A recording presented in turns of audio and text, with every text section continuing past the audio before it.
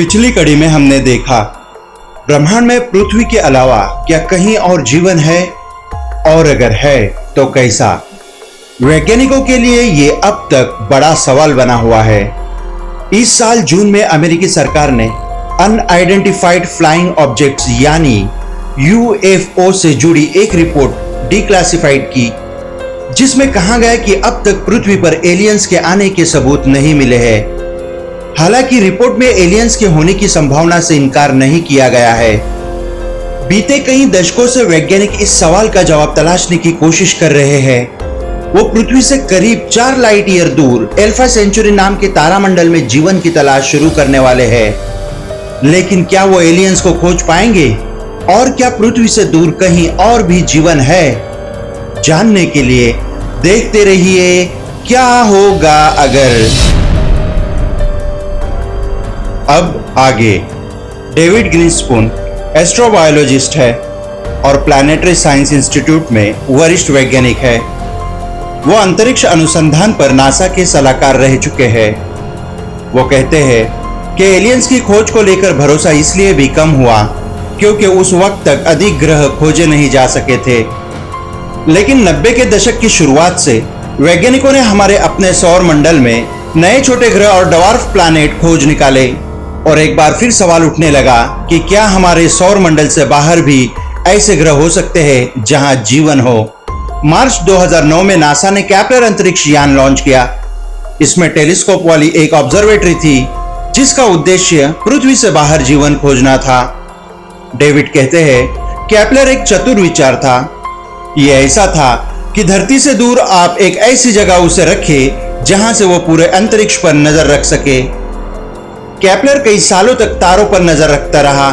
उसका काम यह देखना था कि किसी तारे से आ रही रोशनी बदलती है या नहीं। वो बताते हैं अगर रोशनी में बदलाव आया तो मतलब हमारे और उस तारे के बीच से कुछ गुजर रहा है। ये शायद कोई ग्रह हो। अगर किसी तारे के टिमटिमाने में पैटर्न है तो पता चलता है कि कोई चीज उसका चक्कर लगा रही है। केपलर से उम्मीद थी कुछ ग्रह ढूंढने की, लेकिन 9 साल के अपने वक्त में उसने हमारे सौर मंडल के बाहर 2600 ग्रह ढूंढे। 2013 में वैज्ञानिकों ने आकलन किया कि इस हिसाब से हमारे आकाशगंगा में अरबों ऐसे ग्रह हो सकते हैं, लेकिन इनमें से कितनों में जीवन की संभावना हो सकती है। डेविड कहते हैं इस बारे में मोटा-मोटी अनुमान लगाया जाता है क्योंकि हमें यह नहीं पता कि किन हालातों में जीवन पनपता है।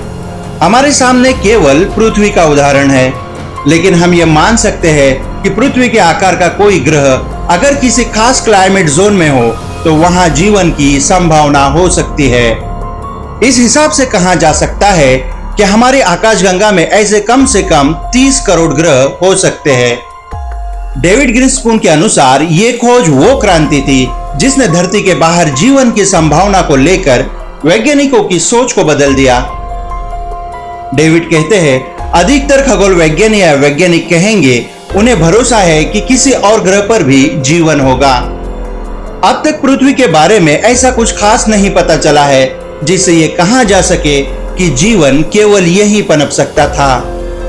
इधर इस बीच धरती पर एक्सट्रीमोफाइल्स जैसे कुछ ऐसे जीवों की खोज हुई है जो ये साबित करते हैं कि बेहद मुश्किल परिस्थितियों में भी जीवन पनप सकता है। वैज्ञानिकों को भरोसा है कि ये नन्हे जीव जो जीवन की शुरुआत का आधार रहे हैं वो पूरे ब्रह्मांड में फैले हुए हैं। इस नई खोज ने एक बार फिर एलियंस की तलाश में दिलचस्पी बढ़ाई है।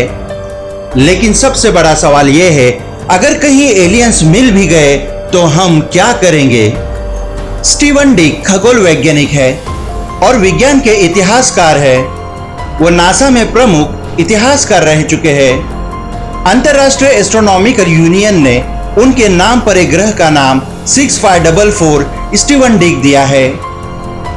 दूसरे खगोल वैज्ञानिकों की तरह स्टीवन को भी यकीन है कि पृथ्वी से परे भी कहीं जीवन है, लेकिन उन्हें चिंता इस बात की है कि इसका पता चलने के बाद क्या होगा। वो कहते हैं मुझे जितना पता है न तो अमेरिकी सरकार के पास और न किसी और के पास इसकी कोई योजना है। अगर कहीं एलियंस मिल जाते हैं तो इसका क्या असर होगा।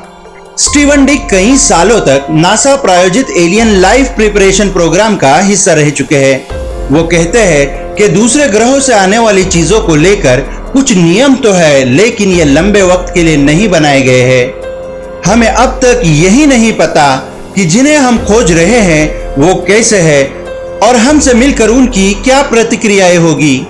स्टीवन का कहना है, हम ये मानकर चल नहीं सकते कि एलियंस अच्छे ही होंगे। माइक्रोब के स्तर पर भी देखा जाए तो ये संभव है कि दूसरे ग्रह से आया बैक्टीरिया यहाँ संक्रमण फैला सकता है।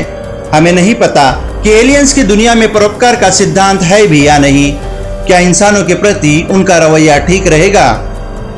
लेकिन क्या ऐसा भी हो सकता है कि जिन एलियंस की तलाश हम कर रहे हैं वो हमें ढूंढ रहे हो और हमसे मिलने पृथ्वी पर आ जाए?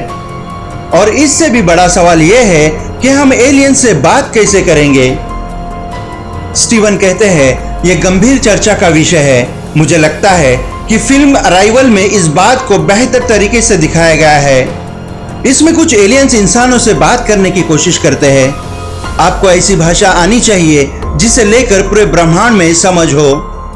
कई लोगों को लगता है कि गणित इसका जवाब हो सकती है, लेकिन इसे लेकर भी अलग अलग थ्योरी है। कुछ कहते हैं कि गणित का आविष्कार किया गया और कुछ मानते हैं कि इसे खोजा गया।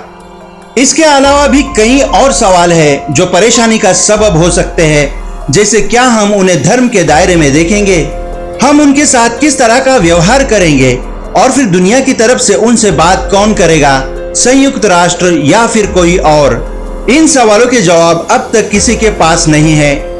स्टीवन डिक कहते हैं कि इस पर चर्चा के लिए हमें खगोल वैज्ञानिकों, फिलोसोफर्स, बायोलॉजिस्ट और राजनेताओं को साथ लाने की जरूरत है। वो कहते हैं, मुझे लगता है कि हमारे पास कोई योजना होनी चाहिए। हमें नहीं पता कि क्या करना चाहिए, लेकिन इसके बारे में पहले से सोचा जाए तो बेहतर होगा। अब लौटते हैं अपने सवाल पर, क्या वाकई में एलियंस है? हम जानते हैं कि अब तक दूसरे ग्रह पर जीवन को लेकर हमें कोई ठोस सबूत नहीं मिले हैं। दशकों की खोज के बाद भी इस मामले में हम अभी भी वहीं हैं जहां से चले थे। लेकिन इसे अलग नजरिए से भी देखा जा सकता है। यह संभावना का सवाल है। ब्रह्मांड में लाखों आकाशगंगाएं हैं, जिनमें से एक हमारी मिल्की वे है, और हमारी आकाशगंगा में भी अरबों ग्रह है। यह संभव है कि पृथ्वी ऐसा अकेला ग्रह नहीं होगा जहां जीवन पनप सका है।